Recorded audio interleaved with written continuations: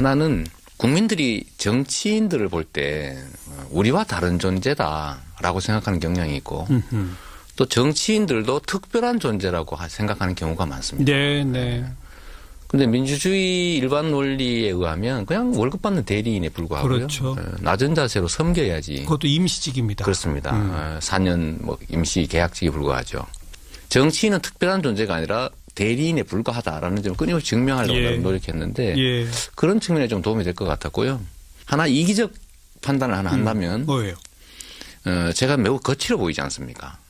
말이 좀 세니까. 적폐청산 역할 자체가 또 예. 공격수였으니까 맨날 저렇게 찌르고 다니는가 보다 이렇게 생각해서 네, 네. 부드러운 면도 있다. 진짜 저도 인간이다. 네, 네. 그냥 뭐 평범한 인간임을 좀 보여주고 싶었죠. 좋은 기회다 생각됐습니다. 참모나 가족들은 되게 반대했어요. 왜요? 위험하다고. 왜요? 이 리얼리티 프로그램은 조금만 뭘 잘못해도 예를 들면 뭐 집안에 보니까 외제 뭐가 있더라 뭐 이런 거. 네. 근데 저는 까딱 실수하면 이제 치명적인 피해를 입을 수가 있다고 해서 대개는 안 하는 게 좋겠다고 했는데 제가 원래 다 이렇게 다 내놓고 사는 사람이라서 뭐 괜찮겠다 이렇게 판단했는데 한 2번 방송했는데 괜찮은 것 같아요. 아직까지는. 그래요. 뭐 벽을 허무는다는 의미에서 네. 정치인들의 예능 프로그램 출연도 뭐 저도 좀 네. 많아질수록 괜찮겠다 네. 이런 생각이 듭니다. 고맙습니다. 어떻게 지내셨는지 얘기 잠깐 나눴고 네. 본격적으로 문재인 대통령 이제 2달 네. 조금 넘었습니다. 잘하고 있습니까? 뭐 아직까지는 기대 이상으로 잘하시는 것 같아요. 기대 이상. 네. 문제는 다음이죠. 아직 출발을 못했으니까요. 이제 진용을 갖추고 이제 정책 정리했고 이제 실행을 하는 단계가 되면 그때부터 이제 국민들은 기대가 아니라 평가를 시작할 텐데 네네. 아직은 기대를 하는 단계라서 뭐 뭘 한 게 없지 않습니까, 솔직히. 뭐 국정교과서 중단한다든지 뭐 위안부 재협의 뭐 이런 거 선언한다든지 뭐 성과연봉제 이런 거 좀 못하게 만들고 이런 것들은 잘 하시는 것 같고요. 특히 이제 원전 제로화 정책을 실행하는 거 이런 것들은 대단한 용기와 결단이 필요한데 뭐 잘하고 있는 것 같습니다. 지금은 뭐 잘못하기도 좀 어려운 시점 아닙니까? 대통령 당선돼서 겨우 2달 지났는데 네. 이제 겨우 뭐 과거 경험으로 치면 인수위 운영하고 있을 정도 그렇죠. 타임이라 아직은 뭐 평가하긴 이르죠. 근데 지금까지 보면 의지나 아니면 뭐 그 진용이나 뭐 충분히 괜찮다고. 인사에 대해서는 어떻게 평가하세요? 인사도 저는 과거에 역량 있는 사람들의 사소한 사적 행위들 뭐 이런 것들을 너무 지나치게 평가해서 역량 발휘할 기회를 뺐거나 또는 뭐 정부가 최초로 진용을 갖추는데 너무 지나치게 인사권자의 권한에 대해서 왈가왈부하는 거 좀 과하지 않으면 좋겠다는 생각하고요. 그래도 벌써 2분이 자진 사퇴했습니다. 네, 뭐 아깝죠. 뭐 그게 문재인 정부의 잘못이라고 하긴 좀 어렵지 않나 싶습니다. 지금 강요 많은 수의 강요를 임명하는데 뭐 검증 못한 책임을 얘기한다면 좀 그렇지만 뭐 그런 대로 좋은 사람들 잘 골라가고 있는 것 같습니다. 스스로 5대 원칙, 인사에 대한 5대 원칙으로 자기 발목을 잡았다. 그런 네. 측면이 있다. 네. 그리고 결국은 5대 원칙에 어긋나는 분들을 임명할 수밖에 없는 상황이 처음 닥쳤을 때부터 네. 조금 더 진솔하게 대통령 본인이 임종석 비서실장이 대신 사실 유감 표명 사과를 했는데 대통령 본인이 이거 약속했는데 솔직히 내가 못 지키게 됐다. 뭐 이렇게 했던 게 더 옳았던 거 아니냐는 의견도 있습니다. 어떻게 보세요? 그때 그런 말씀 잠깐 하셨던 걸로 제가 기억하는데요. 안병시적으로 본인께서 직접 유감 내지 사과까지는 없었습니다. 5대 원칙과 관련된. 네. 뭐 어쩔 수 없는 면이 있다 이런 말씀 하셨던 것 같고요. 근데 우리나라 사회에 수십 년 그 인생을 산 사람들 중에서 골라야 되는데 그 흠없는 사람, 예를 들면 우리가 뭐 성직자를 고르는 것도 아니고 해서 어려웠을 거다? 네, 어려웠을 겁니다. 뭐 골라놓으면 조금 뭐 흠이 있고. 예. 또 원래 설거지 많이 하는 사람은 그런 많이 깨거든요. 근데 원래 설거지 안 하는 사람은 깔끔하죠. 예. 예. 내가 만약 경선에서 이겼으면 네. 대통령 당선됐을 것이고 내가 대통령이 됐다면 2달 사이 나는 요건 했을 텐데 요거가 왜 안 하지 이런 건 혹시 없습니까? 저는 그런 건 없고요. 가끔씩은 놀랍다 이런 생각할 때가 많습니다. 오히려 놀랍다. 속도나 강도 측면에서 놀랍다 이런 생각을 할 때가 많이 있어요. 어느 대목에서 제일 놀라셨어요? 원전 정책 같은 거. 그거 쉽지 않거든요. 예. 또 일본군 위안부 관련 합의 재협의 문제도 그렇게 쉽게 말할 수 있는 게 아니죠. 그런 점들을 보면 놀랍다 이런 생각이 좀. 그 정도에 놀라셨어요? 아니 경선 과정에 이 사이다 발언을 막 내놓으셨던 이재명 시장이 현실은 그렇게 만만한 게 아니니까요. 그런 것 하나요. 하나는 약간 전술적인 건데 그 인사 국면을 돌파할 때 그 상대 진영들에 대해서 좀 낙관한 측면이 있어 보여요. 원래 그 물소대들이 악어가 득실되는 강을 건널 때 작전이 있거든요. 한꺼번에 건너가야 됩니다. 그렇죠. 근데 한 마리씩 건너가면 다 피해도 있거든요. 근데 2명씩, 3명씩 이렇게 소수를 계속 이렇게 순차적으로 내다 보니까 공격이 좀 집중된 면이 있고 또 그런 점이 선의로 믿고 했겠지만 조금 아쉽다. 야당들을 조금 얕잡아봤다 이렇게 표현하셨는데. 얕잡아보다는 너무 좀 믿었다. 네. 제가 보는 야당들하고 보통 정치계에서 보는 야당이 좀 다르더라고요. 저는 성남에서 예를 들면 규모는 적지만 어쨌든 지금도 현재 야대고 그 문제를 보면서 성남시 의회는 선의로 자유한국당이 많죠. 그렇습니다. 선의로 이 문제를 접근할 경우에는 해결이 안 되더라. 결론은 예를 들면 정치에 대한 민주적 통제가 확실할 경우에는 괜찮은데 예를 들면 국민들이 그걸 지켜보고 국민적 상식이나 뭐 대의에 어긋나는 일을 하면 국민들이 지탄을 받아서 예를 들면 정치적 손실이 있는다는 그런 게 확실하면 그렇게 하지 않는데 아무리 나쁜 짓을 해도 또 상식에 어긋나는 짓을 해도 별로 손해를 안 보는 그런 정치 풍토에서는 예를 들어 상식 밖의 행위를 자꾸 하게 되거든요. 지금 당장 손해볼 일이 없죠. 그렇습니다. 의석 그대로고. 그렇습니다. 선거 많이 남았고. 3년 남았고. 오히려 자기들이 예를 들면 발목을 잡아서 잃는 것보다는 성과를 못 내게 만들어서 반사적으로 얻을 게 더 많다 이런 판단 아니겠습니까? 그럴 경우라면 전략을 좀 달리 해야죠. 어떻게 해야 합니까? 제가 이제 그 협치 내지는 야당과의 관계에 잘하고 있느냐 이 질문을 던지려고 했는데. 물론 당연히 뭐 협치야 뭐 당연히 해야 되는 것이고요. 뭐 민주주의 사회에서 대화와 토론을 통해서 합의하고 하는 게 제일 좋고 안 되면 서로 양보하고 적절하게 타협하는 것이고 그다음 그래도 안 되는 경우에는 결국 국민들의 힘을 빌어서 돌파해야죠. 명확한 과제들은 돌파할 필요가 좀 있다고 생각합니다. 여전히 저는 이제 야권이 숫자도 좀 많고 지금도 보면 과거 청산에 대해서 범죄 행위 또는 뭐 부패 또 적폐에 대해서 청산하는 작업 자체를 정치적 보복이라고 밀어붙이고 저항하고 하는데 뭐 도둑이 도둑 잡으면 기분 나쁘겠죠, 그죠? 그러나 그걸 정치적 보복이라고 하는 건 옳지 않죠.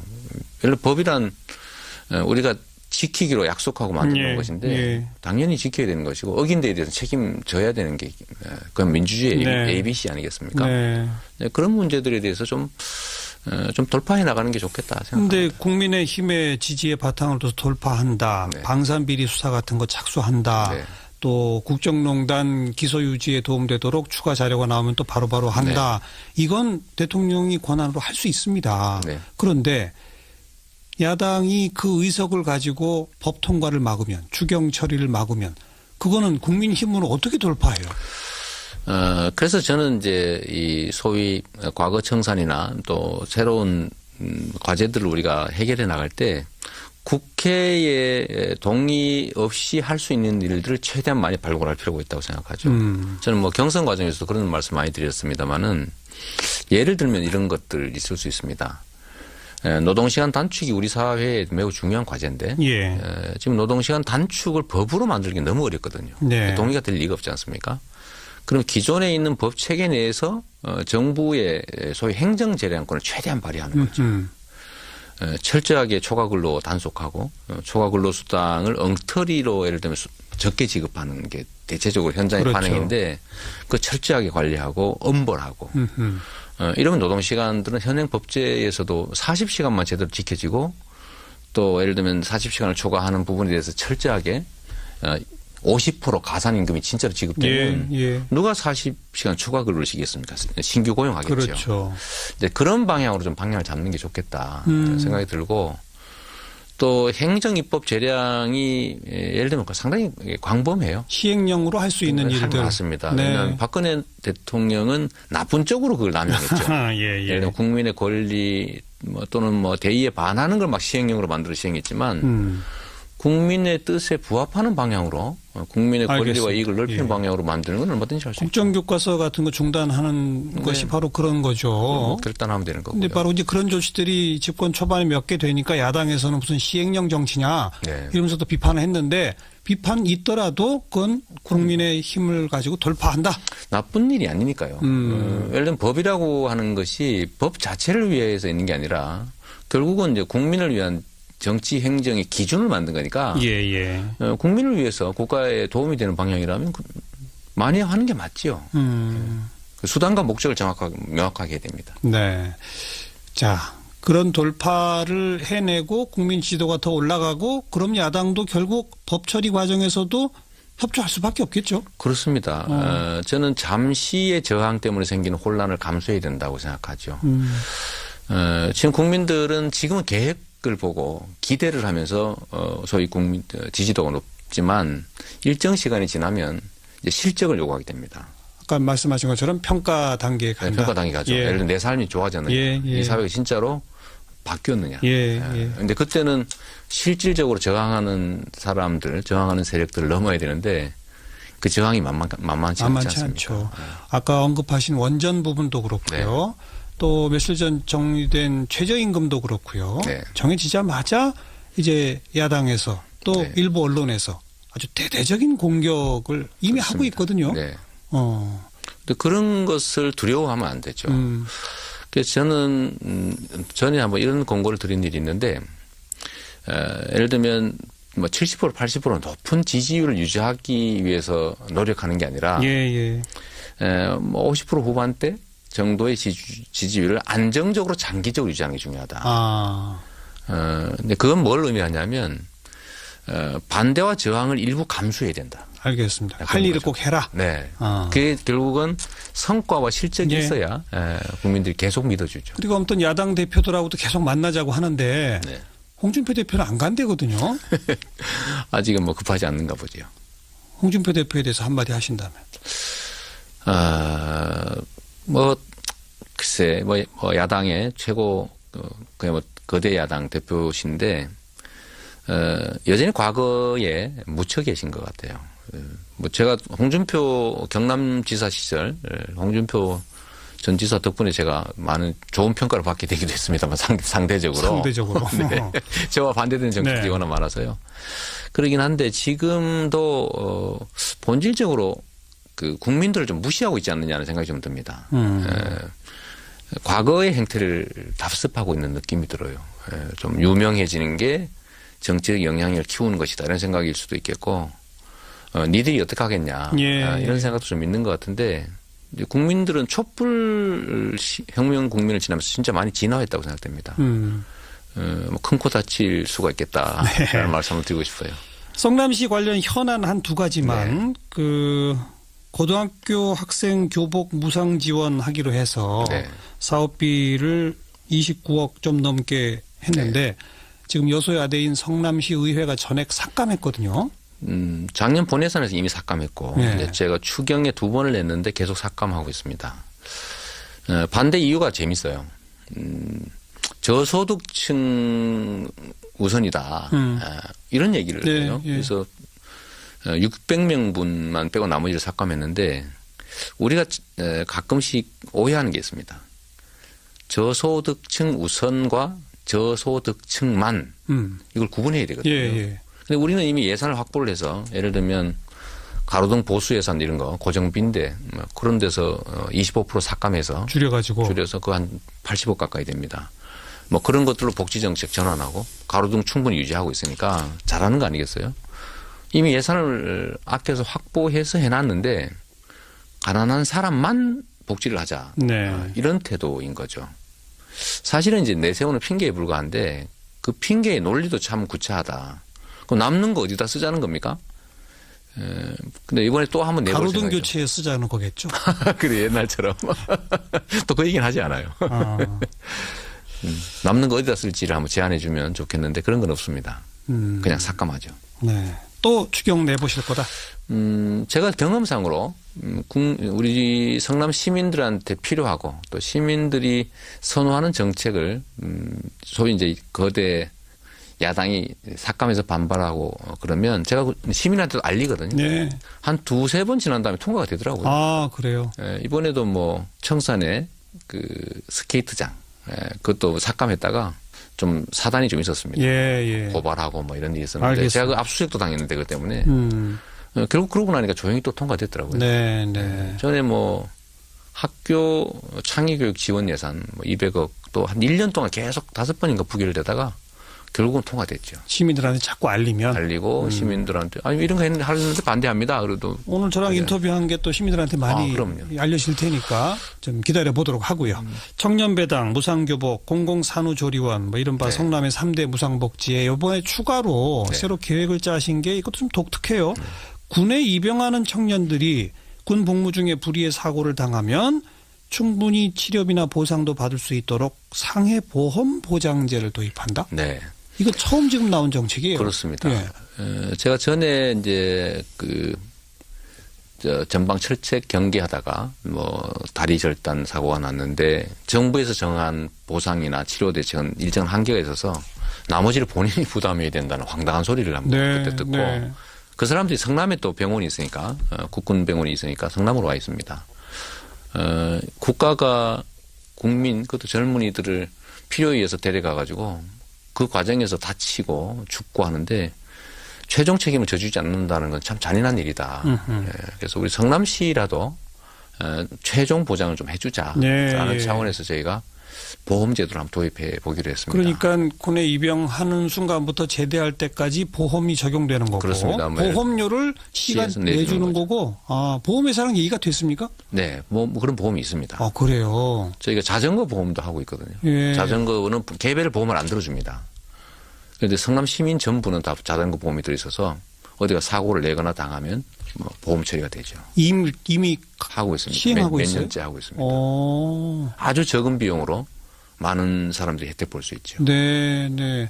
이것도 역시 예산은 많이 안 들겠네요. 3억 정도니까요. 뭐 1년에 3억이면 1인당 300원 정도니까 군에 가는 청년들 그렇습니다. 제대할 때까지 만약 사고 당하면 뭐 추가 보상을 받는다. 보상 치료 다 해주죠. 이건 의회가 반대 안 할 것 같은데요? 못하지 않을까 싶어요. 저는 이제 성남 시민들, 성남의 청년들만 혜택 보는 게 아니라 저는 국가가 기본적으로 이런 정도는 다 해줘야 된다고 생각합니다. 예, 좋습니다. 그런 계기가 되겠지요. 내년 지방선거에 어떻게 하실 겁니까? 선거니까 저는 뭐 그것도 메뚜기도 한 차례라고 당연히 나가야죠. 어디에요? 그건 고민 중이고요. 내부적인 결정은 대체적으로 해가고 있긴 한데 아직 공개적으로 이런 얘기를 하기는 좀 이른 것 같아요. 아직도 임기가 1년이나 남았고 저 이재명 시장이 재산은 관심이 없고 재판만 관심이 있나 이런 얘기 할 수 있어서 성남시장 3선 도전이냐 경기도지사 도전이냐 서울시장 도전이냐 셋 중에 어디입니까? 그중에 하나가 될 텐데요. 저는 제가 하고 싶은 일은 있긴 합니다. 뭐예요? 그런 얘기 하기 좀 어려워요. 그런데 저는 정치인이니까 지금까지 살아왔던 것처럼 제가 하고 싶은 일보다는 우리 사회가 필요로 하는 일, 해야 되는 일을 하려고 하죠. 예를 들면 정치에 대한 민주적 통제가 확실할 경우에는 괜찮은데 예를 들면 국민들이 그걸 지켜보고 국민적 상식이나 대의에 어긋나는 일을 하면 국민들이 지탄을 받아서 예를 들면 정치적 손실이 있는다는 그런 게 확실하면 그렇게 하지 않는데 아무리 나쁜 짓을 해도 또 상식에 어긋나는 짓을 해도 별로 손해를 안 보는 그런 정치 풍토에서는 예를 들어 상식밖의 행위를 자꾸 하게 되거든요. 지금 당장 손해볼 일이 없죠. 그렇습니다. 의석 그대로고. 그렇습니다. 선거 많이 남았고. 3년 남았고. 오히려 자기들이 예를 들면 발목을 잡아서 잃는 것보다는 성과를 못 내게 만들어서 반사적으로 얻을 게 더 많다 이런 판단 아니겠습니까? 예. 그럴 경우라면 전략을 좀 달리 해야죠.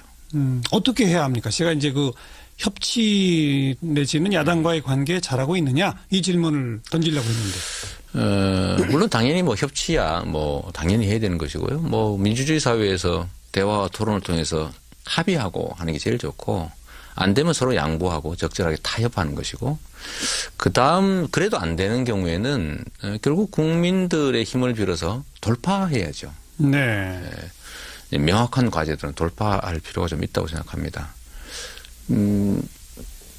여전히 저는 이제 야권이 숫자도 좀 많고 지금도 보면 과거 청산에 대해서 범죄 행위 또는 뭐 부패 또 적폐에 대해서 청산하는 작업 자체를 정치적 보복이라고 밀어붙이고 그렇죠. 저항하고 하는데 뭐 도둑이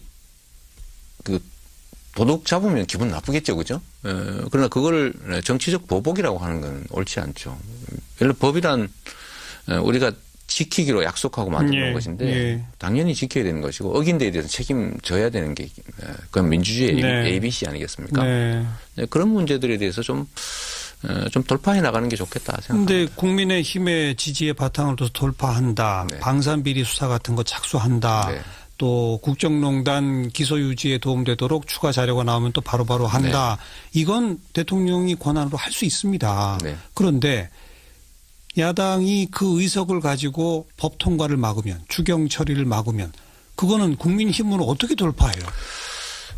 그래서 저는 이제 이 소위 과거 청산이나 또 새로운 과제들을 우리가 해결해 나갈 때 국회의 동의 없이 할 수 있는 일들을 최대한 많이 발굴할 필요가 있다고 생각하죠. 저는 뭐 경선 과정에서도 그런 말씀 많이 드렸습니다만은 예를 들면 이런 것들 있을 수 있습니다. 노동시간 단축이 우리 사회에 매우 중요한 과제인데 지금 노동시간 단축을 법으로 만들기 너무 어렵거든요. 동의가 될 리가 없지 않습니까? 그럼 기존에 있는 법 체계 내에서 정부의 소위 행정 재량권을 최대한 발휘하는 거죠. 철저하게 초과근로 단속하고 초과근로 수당을 엉터리로 예를 들면 적게 지급하는 게 대체적으로 현장의 반응인데 그 철저하게 관리하고 엄벌하고 이러면 노동시간들은 현행 법제에서도 40시간만 제대로 지켜지고 또 예를 들면 40시간을 초과하는 부분에 대해서 철저하게 50% 가산임금이 진짜로 지급되면 누가 40시간 추가 근로를 시키겠습니까? 신규 고용하겠죠. 그렇죠. 이제 그런 방향으로 좀 방향을 잡는 게 좋겠다 생각이 들고 또 행정입법 재량이 예를 들면 상당히 광범해요. 시행령으로 할 수 있는 일들. 맞습니다. 왜냐하면 박근혜 대통령은 나쁜 쪽으로 그걸 남용했죠. 예를 들면 국민의 권리 또는 뭐 대의에 반하는 걸 막 시행령으로 만들어 시행했지만 국민의 뜻에 부합하는 방향으로 국민의 권리와 이익을 넓히는 방향으로 만드는 건 얼마든지 할 수 있죠. 국정교과서 같은 거 중단하는 것이 바로 그런 거죠. 결단하면 되는 거고요. 그런데 바로 이제 그런 조치들이 집권 초반에 몇 개 되니까 야당에서는 무슨 시행령 정치냐 이러면서 또 비판을 했는데 비판 있더라도 그건 국민의 힘을 가지고 돌파한다. 나쁜 일이 아니니까요.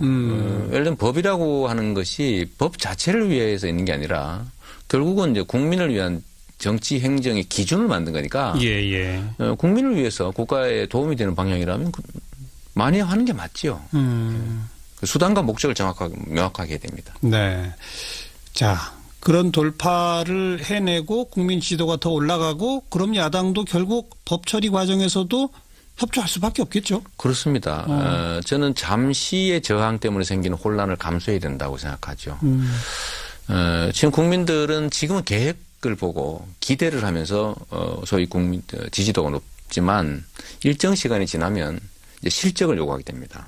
아까 말씀하신 것처럼 평가 단계에 간다. 네, 평가 단계 가죠. 예를 들면 내 삶이 좋아졌느냐. 이 사회가 진짜로 바뀌었느냐. 그런데 그때는 실질적으로 저항하는 사람들, 저항하는 세력들을 넘어야 되는데 그 저항이 만만치 않습니다. 않죠.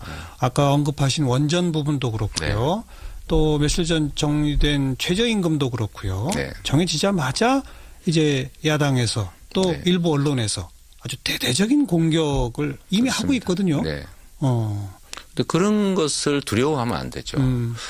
그래서 저는 전에 한번 이런 공고를 드린 일이 있는데 예를 들면 뭐 70% 80% 높은 지지율을 유지하기 위해서 노력하는 게 아니라 뭐 50% 후반대 정도의 지지율을 안정적으로 장기적으로 유지하는 게 중요하다.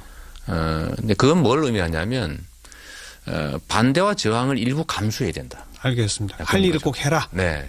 그게 결국은 성과와 실적이 있어야 국민들이 계속 믿어주죠. 그리고 아무튼 야당 대표들하고도 계속 만나자고 하는데 네.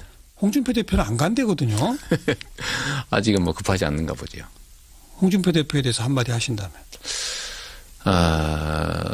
뭐 글쎄 뭐 야당의 최고 그냥 뭐 거대 야당 대표신데 여전히 과거에 묻혀 계신 것 같아요.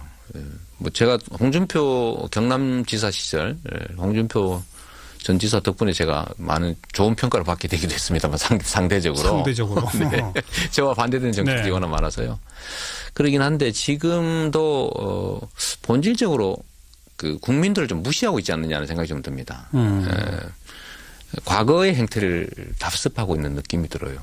좀 유명해지는 게 정치적 영향력을 키우는 것이다 이런 생각일 수도 있겠고 니들이 어떻게 하겠냐 이런 생각도 하나는 국민들이 정치인들을 볼 때 우리와 다른 존재다라고 생각하는 경향이 있고 또 정치인들도 특별한 존재라고 생각하는 경우가 많습니다. 네. 근데 민주주의 일반 논리에 의하면 그냥 월급 받는 대리인에 불과하고요. 그렇죠. 낮은 자세로 섬겨야지. 그것도 임시직입니다. 그렇습니다. 4년 뭐 임시 계약직에 불과하죠. 정치인은 특별한 존재가 아니라 대리인에 불과하다라는 점을 끊임없이 증명하려고 노력했는데 그런 측면에 좀 도움이 될 것 같았고요. 하나 이기적 판단을 하나 한다면 뭐예요? 제가 매우 거칠어 보이지 않습니까? 말이 좀 세니까. 적폐청산 역할 자체가 또 공격수였으니까 맨날 저렇게 찌르고 다니는가 보다 이렇게 생각해서 부드러운 면도 있다. 진짜 저도 인간이다. 그냥 뭐 평범한 인간임을 좀 보여주고 싶었죠. 좋은 기회다 생각됐습니다. 참모나 가족들은 되게 반대했어요. 왜요? 위험하다고. 왜요?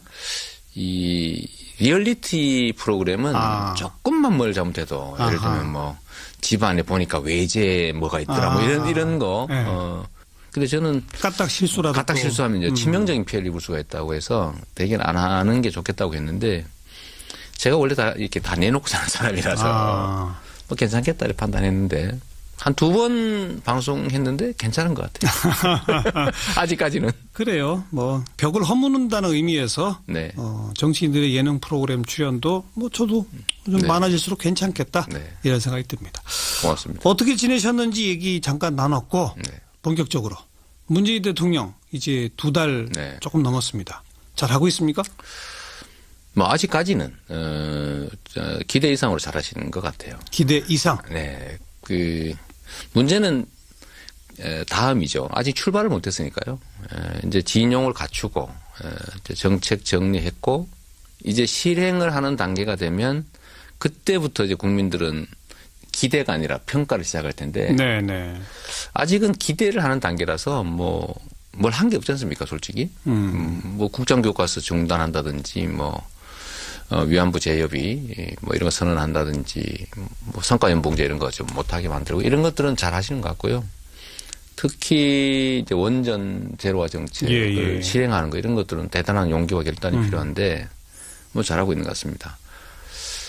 지금은 뭐 잘못하기도 좀 어려운 시점 아닙니까? 대통령 당선돼서 겨우 2달 지났는데 이제 겨우 뭐 과거 경험으로 치면 인수위 운영하고 있을 정도 타임이라 아직은 뭐 평가하긴 이르죠. 근데 지금까지 보면 의지나 아니면 뭐 그 진용이나 뭐 충분히 괜찮다고. 인사에 대해서는 어떻게 평가하세요?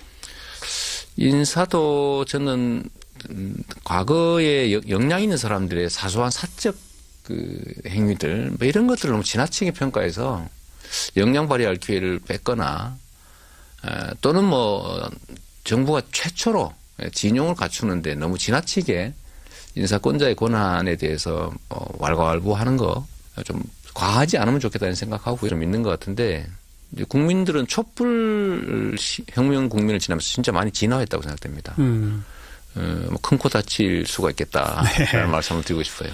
성남시 관련 현안 한 두 가지만 네. 그 고등학교 학생 교복 무상 지원하기로 해서 네. 사업비를 29억 좀 넘게 했는데 네. 지금 여소야대인 성남시 의회가 전액 삭감했거든요. 작년 본예산에서 이미 삭감했고 네. 이제 제가 추경에 2번을 냈는데 계속 삭감하고 있습니다. 반대 이유가 재밌어요. 저소득층 우선이다. 이런 얘기를 네, 해요. 예. 그래서 600명분만 빼고 나머지를 삭감했는데 우리가 가끔씩 오해하는 게 있습니다. 저소득층 우선과 저소득층만 이걸 구분해야 되거든요. 예, 예. 근데 우리는 이미 예산을 확보를 해서 예를 들면 가로등 보수 예산 이런 거 고정비인데 그런 데서 25% 삭감해서 줄여서 그 한 80억 가까이 됩니다. 뭐 그런 것들로 복지 정책 전환하고 가로등 충분히 유지하고 있으니까 잘하는 거 아니겠어요? 이미 예산을 아껴서 확보해서 해놨는데 가난한 사람만 복지를 하자. 네. 이런 태도인 거죠. 사실은 이제 내세우는 핑계에 불과한데 그 핑계의 논리도 참 구차하다. 그럼 남는 거 어디다 쓰자는 겁니까? 근데 이번에 또 한번 내볼 가로등 생각이죠. 교체에 쓰자는 거겠죠. 그래 옛날처럼 또 그 얘기는 하지 않아요. 아. 남는 거 어디다 쓸지를 한번 제안해 주면 좋겠는데 그런 건 없습니다. 그냥 삭감하죠. 네. 또 추경 내보실 거다. 제가 경험상으로 우리 성남 시민들한테 필요하고 또 시민들이 선호하는 정책을 소위 이제 거대 야당이 삭감해서 반발하고 그러면 제가 시민한테도 알리거든요. 네. 한 두세 번 지난 다음에 통과가 되더라고요. 아, 그래요. 이번에도 뭐 청산에 그 스케이트장 그것도 삭감했다가 좀 사단이 좀 있었습니다. 예, 예. 고발하고 뭐 이런 일이 있었는데 알겠습니다. 제가 그 압수수색도 당했는데 그 때문에 결국 그러고 나니까 조용히 또 통과됐더라고요. 네, 네. 전에 뭐 학교 창의교육 지원 예산 뭐 200억 또 한 1년 동안 계속 5번인가 부결되다가 결국은 통과됐죠. 시민들한테 자꾸 알리고 시민들한테 아니 이런 거 하는데 반대합니다. 그래도 오늘 저랑 네. 인터뷰한 게 또 시민들한테 많이 그럼요. 알려질 테니까 좀 기다려 보도록 하고요. 청년배당, 무상교복, 공공산후조리원, 뭐 이른바 네. 성남의 3대 무상복지에 이번에 추가로 네. 새로 계획을 짜신 게 이것도 좀 독특해요. 군에 입영하는 청년들이 군 복무 중에 불의의 사고를 당하면 충분히 치료비나 보상도 받을 수 있도록 상해보험 보장제를 도입한다. 네. 이거 처음 지금 나온 정책이에요. 그렇습니다. 예. 제가 전에 이제 전방 철책 경기하다가 뭐 다리 절단 사고가 났는데 정부에서 정한 보상이나 치료 대책은 일정 한계가 있어서 나머지를 본인이 부담해야 된다는 황당한 소리를 한번 그때 듣고 네. 그 사람들이 성남에 또 병원이 있으니까 국군 병원이 있으니까 성남으로 와 있습니다. 국가가 국민 그것도 젊은이들을 필요에 의해서 데려가 가지고 그 과정에서 다치고 죽고 하는데 최종 책임을 져주지 않는다는 그래도 벌써 두 분이 자진 사퇴했습니다. 네, 뭐 아깝죠. 뭐 그게 문재인 정부의 잘못이라고 하긴 좀 어렵지 않나 싶습니다. 지금 강요 많은 수의 강요를 임명하는데 뭐 검증 못한 책임을 얘기한다면 좀 그렇지만 뭐 그런 대로 좋은 사람들 잘 골라가고 있는 것 같습니다.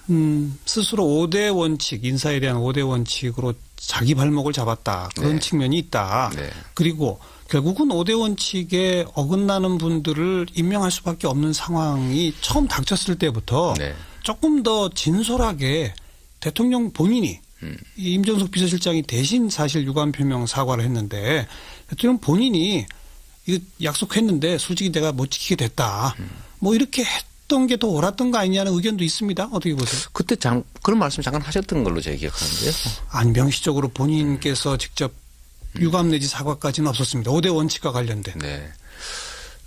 뭐 어쩔 수 없는 면이 있다 이런 말씀 하셨던 것 같고요. 근데 우리나라 사회에 수십 년 그 인생을 산 사람들 중에서 골라야 되는데 그 흠없는 사람, 예를 들면 우리가 뭐 성직자를 고르는 것도 아니고 해서 어려웠을 거다? 네, 어려웠을 겁니다. 뭐 골라놓으면 조금 뭐 흠이 있고. 예.